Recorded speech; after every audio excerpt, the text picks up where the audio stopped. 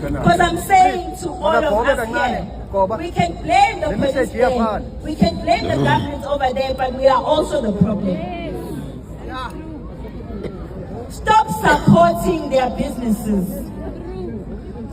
Did you see them laughing at you when you were coming here? They're laughing because they think we are a joke. That's how they think of us. They think of us as a joke. Because we take our money and we give it to them. They take their money, they send it to Somalia and Ethiopia. And then you cry that the economy is not growing. How is the economy going to grow if the money that belongs to this country is in Somalia?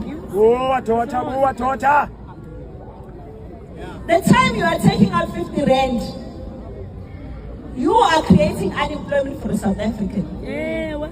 The time you go and you buy this shop, guys, I don't care even if it means you will never buy in the local tuck shop ever again. You will go buy groceries in bulk. Every time you need something, buy it in bulk and leave it. Do not go to their tuck shops. Because people are dying there. They're starting these spother shop mafias, killing South Africans because they want to dominate that market. They want your money. It's you who are buying from them.